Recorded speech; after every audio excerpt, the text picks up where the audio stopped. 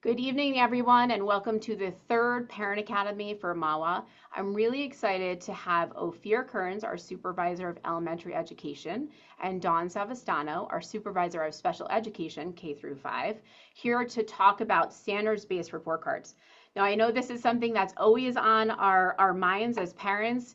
When do I get my report card? How do I know how my child's doing? What does this even mean when I get my report card? So Mrs. Kearns and Mrs. Savastano are here to talk you through the whole process and give you some updates about what has been different with our standards-based report cards over the years. We started this about 13 years ago, and there have been some changes at the state level that required us to do some changes on our level. So they're going to talk to you a little bit about that. If you have questions throughout the entire presentation, please just use the chat function. And then at the end, I'll be reading those questions out to Mrs. Kearns and Mrs. Savastano so that they're able to answer them for you. So while the presentation is going, just make sure that you stay on mute so that everyone can hear what the ladies are sharing with us. So without further ado, Mrs. Kearns, Mrs. Savastano, the group is yours. Thank you, Dr. Bovino. Thank you, Dr. Bovino. Nice to see you. Welcome, everybody. Thank you for taking the time to be here with us tonight. We're really excited to present to you on our standards-based report card. So we'll start with a little bit of a history of the standards-based report card, how we got here, and what it is. So 13 years ago, the district changed over from a traditional report card grading, like you might have been used to growing up seeing A, B, C, D's, F's, into a standards-based report card, which assesses students on their mastery of specific grade level skills, rather than just giving that overall average grade that we're used to seeing. In addition to that, the standards-based report card provides detailed feedback for areas of strength and areas of improvement in our key subject areas. So for standards-based instruction, students are working to mastery on defined sets of grade level standards. So every grade, K through 12, has set standards that the state has deemed appropriate for those grade levels. And that's what our teachers are working for during the school year. So through our curriculum, they're teaching the standards that all students need to know for that particular grade level. So for standards-based instruction, students are working to mastery. It's ongoing teaching and learning in a cycle that ensures that all students have opportunities to maximize their learning. For standards-based grading, it becomes an intentional way for teachers to track students' progress. That way they can focus on helping students learn and reach their own highest potential. It's based on students showing signs of mastery or understanding of the various lessons. So rather just being an overall grade for one specific area, it breaks all of those areas down into specific skills and standards that students at those grade levels need to know. So the reason we're holding this academy tonight is not only to share with you the information on the standards-based report card, but also to tell you about some of the changes that have been made on the state level. So last year, the state implemented changes to the New Jersey student learning standards in ELA and in math. So as you can see, the previous standards were done in 2016. So they made changes in our language domains and in our writing domains, as well as our speaking and listening, language acquisition, and vocabulary. So in the language domain, you'll notice some of the biggest changes are that the standards are now broken down to focus on foundational skills in reading and foundational skills in writing for all students K-5. So this is to integrate some of the new learning that's out about how students truly do learn to read and write, and the integration of reading and writing and how they truly do go hand in hand in student learning. So these were skills that were previously thought of as much earlier learning skills, but have now been implemented K-5 in a specific scope and sequence that teachers can follow to make sure that students are learning all of the foundational reading and writing skills. The writing domain was changed to break down into specific forms of writing. So rather than just saying text types and purpose or a range of writing, it's now broken down into different writing genres. We have argumentative writing, informational writing, narrative writing, and within those, we talk about the writing process, the research that goes into writing, sources of evidence, and also students' range of writing. So these were some of the major changes that were done in ELA that are now reflected in the current report cards. For math, the biggest change was done to the actual headings and domains. So you'll see the first one for 2016 was called measurement and data. So previous to this change in standards, measurement and data were lumped together. And now the state has separated them. So we have a full measurement domain and a full data literacy domain. So it works a lot with students understanding data and being able to manipulate data. So things such as reading a bar graph, reading pie charts, learning how to graph, but also how to read those graphs too, and how to find information there. And they've also added in talking about money and telling time to the younger grades, which was taken out for the 2016, and then it was re-implemented. So those standards have been updated as well. You'll notice though in math, a lot of them are very similar. There hasn't been major changes like there were in the ELA. All right, Ms. Savastano, if you want to talk to us about why we use a standards-based report card. Thank you, Mrs. Kearns. So as Mrs. Kearns was saying, the reason why we're here is because of these updated standards. Even if your student has received a report card before and you've seen it, you're going to notice these changes. So to explain these to you, so you'll notice those different domains, which I think was really helpful. A standards-based report card reflects on the individual progress based on the grade level standard. So it's more individual and it's based on a skill as opposed to a grade for everything. So for example, instead of just under reading, how is my child doing in reading? It's breaking that apart. Are they able to understand what they're reading? Are they able to decode what they're reading? Can they read fluently? All of these other aspects that target those standards. Because if we just picked one area, that's a lot of information and we might not have the specific skills that they can do behind it. It really also helps to better support our students based on teachers' knowledge of standards and what they need and what skills they need to focus on specifically based on how they're doing on those standards and skills. So for differentiated instruction and more relevant instruction.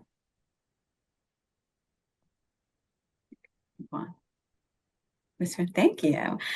So the differences from traditional grading. So I know Ms. Kearns talked about traditional grading. It's basically an average. There might be a correlation between assessments. So they might have tests and quiz grades and homework grades that add to a cumulative score, which ranges from like an A equals this percentage, a B equals this percentage.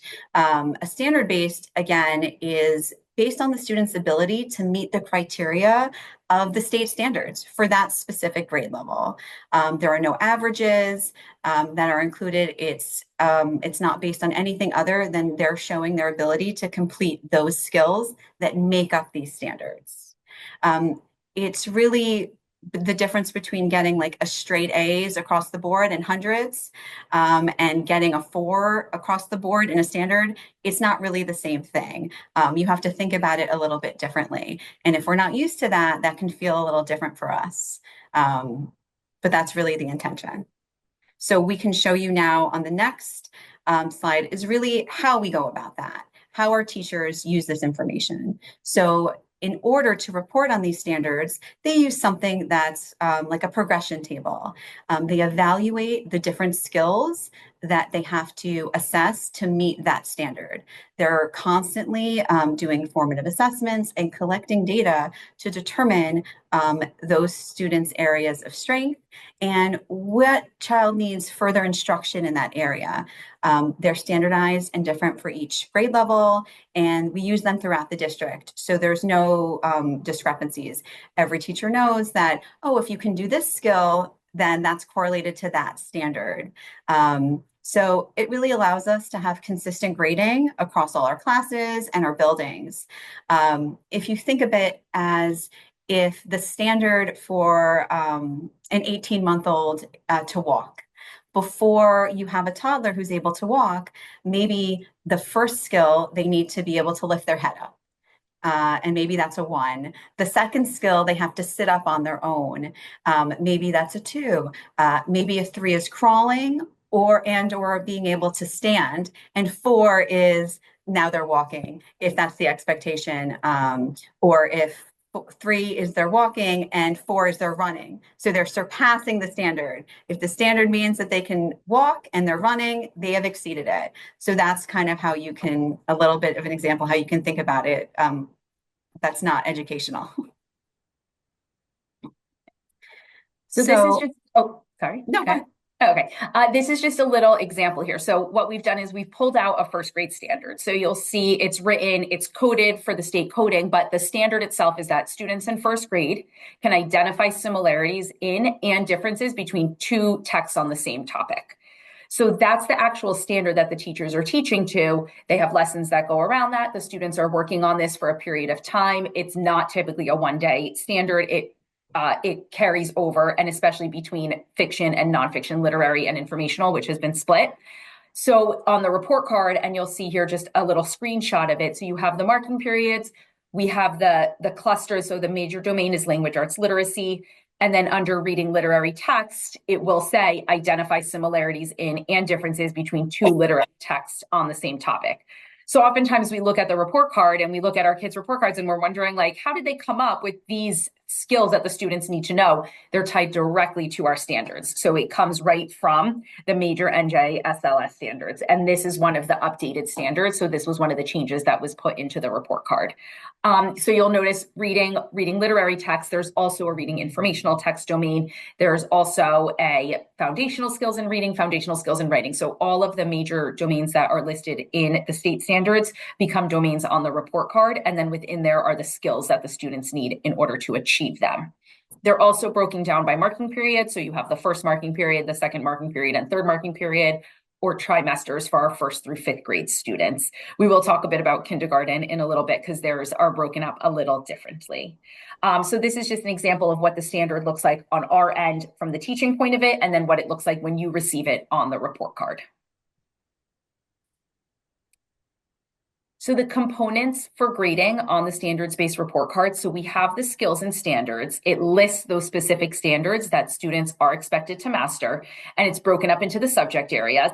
And then it has performance levels. So the 4 is exceeding standards, a 3 is meeting standards expectations, a 2 is progressing towards standards, and a 1 would be needs support. In addition to those standards and skills that are listed, there's also behaviors and work habits, which are reported separately, and they focus, that way we can keep the focus on academic progress and then keep the focus on behavior and work habits. And we'll show you examples of that as well as we go through. So on each report card, there will be a grading key. It will look exactly like this, that's shown here. So as Mrs. Kern shared, a 4 is exceeding the standard. So that means they are going beyond what is expected of them. If you have a second grader, they are above that second grade standard. They're going beyond that. And what we talked about earlier is that doesn't mean that that's an A, okay? It means it's advanced. So if you look at your child's report card and they have a 3, that's great. They're meeting the standard where they are. If they have a 2, that's great. They're approaching those standards. And if they have a 1, their teacher is supporting them in those areas to meet those standards. So to be clear, again, the 4 is really exceeding, and you can see it has a little more qualitative information in you're meeting the standard. They can apply the concept and skills. And 2, they're approaching. They can do it some of the time, maybe in the beginning, but not completely, or all the skills, and they're approaching that level. And then 1, they're working on those key concepts and essential skills to get there. In addition, you can see that it shares the consistent developing or I for that behavior, which we'll talk more about on another slide. And you might see something that says NA, not assessed at this time. That's because all of the standards work in a progression. So if you see an NA on the report card, that just means that the class, the teacher, your child hasn't been instructed in that standard as of yet. So they can't report on something that they haven't been instructed in. So they don't want to arbitrarily give a letter. We can't because they haven't received that instruction yet. So in addition, this is an example of the kindergarten report card, where Kindergarten differs is that it is not online, and instead of a trimester, kindergarten receives a report card twice a year. So for kindergarten, the beginning of the year is all about our readiness skills. In kindergarten, we want to create an environment for the children where they are learning and they are beginning and ready for those standards instruction. It takes a little bit more time for our kindergartners because we are teaching, again, readiness skills. Our kindergartners, we don't have expectations for them to come in knowing specific information. So we are working with them and a lot of the basics of learner behaviors. We like to give them more time in the beginning of the year because it's developmentally more appropriate. So there are less standards introduction in the beginning, and we want to be able to then by January see where have they evolved to in the area of standards. So this slide is going to talk a bit about those behaviors that support learning. The report card has always included behaviors that students are exhibiting in the classroom. We took this opportunity with the updates to the report cards to align them to our CASEL standards, which talk about our students' social and emotional growth and well-being in the school. It created a common language across all the schools. Teachers are used to using the language, students are used to using it. It talks about the 5 different competencies. So we have self-awareness. Are students able to follow rules and routines and understand and follow directions? Are they aware of themselves and how they are presenting and behaving? Self-management, are they able to control themselves? Are they able to maintain attention and use time effectively? Social awareness, are they aware of others around them and can they respect the rights and feelings of those around them? Relationship skills, do they interact appropriately with their peers? Do they work cooperatively with a partner or with a group? And do they participate in class? And also responsible decision making. Do they accept responsibility for their own actions? And can they demonstrate the organizational skills? So the grading for these behaviors has not changed. It's always been a C for consistent, a D for developing, and an I for improvement needed. Now, again, just like with looking at the report card and the 1, 2, 3, and 4, if you do see an I or you see a 1 or a 2 in an area and you're concerned about that, that's a time for you to reach out to your child's teacher. We really are striving to be a team. We want to collaborate and both the school and the home work to give our students what they need and to support them in any way that they need. So if you see something on the report card, if you see an I in one of those behaviors and you're unsure of why, please reach out to your child's teacher, ask what they're doing in class to support the student, what can you do at home to support the student, because we do really want to build that bridge together and really be a collaborative team to work for our students together. So no need to be alarmed if you see something on the report card that you're not sure of, just reach out to the teacher and ask, and they'll be able to explain to you, and you can open that line of conversation about what we're doing in school on the school end, and then what you can be doing at home as well to support your student, not only academically, but also in their behaviors to support their learning and support their growth in the classroom. So when we talk about how you interpret the report cards, we already showed you a little bit about what that key for grading is going to look like. So when you receive the report card for those academic skills, if you see a 3 or a 4, you know they have mastered those skills or above. If you see a 2, that's okay, that's great. They're working towards that skill. The teacher is working towards bringing them to that grade level standard and skill. And if you see a 1, the teacher is working and supporting them in this area. If you don't know about it or you have concerns, just like you might in behavior, reach out for more information or find ways that you and the teacher can collaborate in order to foster that development both in school and at home. And for some special education parents, you might see some variability. Standard-based report cards, they're specific because the teachers are working on these standards.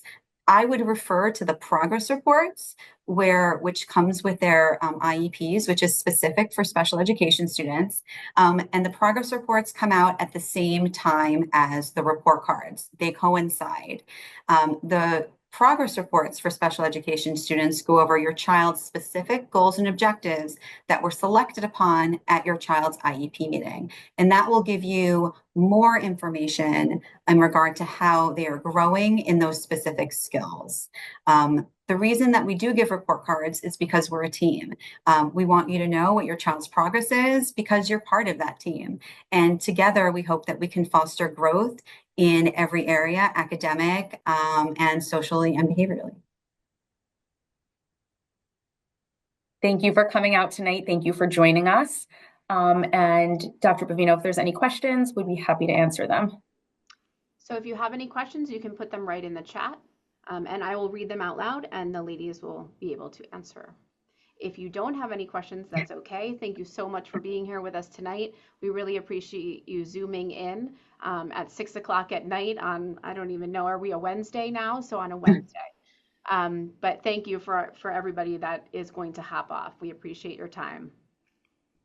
Okay, we have one question. The person's writing it. Hold on.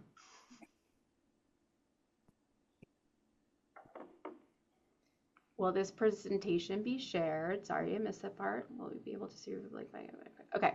So yes, the presentation is shared. If you go to under our website, under the academics tab, there is a Parent Academy tab, and all Parent Academies, if we're able to, are recorded and then placed there. It usually takes about 1 to 2 days to be placed there, but once you go there, you'll be able to see it. Will we be able to receive a blank copy of a grade level report card? We don't have the grade level report cards that are posted online, but if you check with your building principal or the actual teacher, they'd be able to show you the different standards that they'll be assessing your child on, but we don't post them on our website in any way. When do report cards come out? Sorry if I missed that. Great question. We actually looked that up right before we came on. So December 6th, the portal is open for 1st grade through 5th grade. And then for kindergarten families, that report card will come home in the backpack in February. I don't have the specific date for elementary release on that, but it's usually around the 1st week in February because the marking period ends January 30th. Okay. What is the timeline for kindergarten, mid, and end year report cards? Okay, so we just gave that out. Is there a plan in place for kids who are at a 1? Do you just push kids through who gets 1s and 2s because you mentioned they get support? It doesn't rigorous needs. It doesn't rigorous and academic needs. Oh, it doesn't seem. Okay, so basically what happens with a child that's at a 1 or a 2? Ladies, do you want to talk on that? Sure. You want to go? You want me to go? No, go ahead. Okay, we'll do it together. Sure. Any child who receives a 1 or a 2, the hope is that some of that information was communicated to you through the parent conference or through being able to assess your child when you guys are doing homework together. We have a very comprehensive multi-tiered system of support. Our teachers are very dedicated to our students and taking their data in order to shift and hone their own instruction to support them.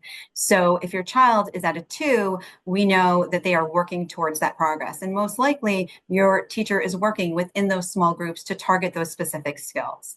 If a child is at a 1, that same thing is happening. And depending on what skill that is, when they entered, who's involved, they might be receiving that small group instruction within the class, perhaps maybe additional instruction or more supports. But we don't just like I said before, arbitrarily give a number associated if they did not earn or they are not at that skill level. And we really pride ourselves on being able to intervene and give them that specific skill instruction to raise them to where they need to be. That's really a huge goal for us in the district.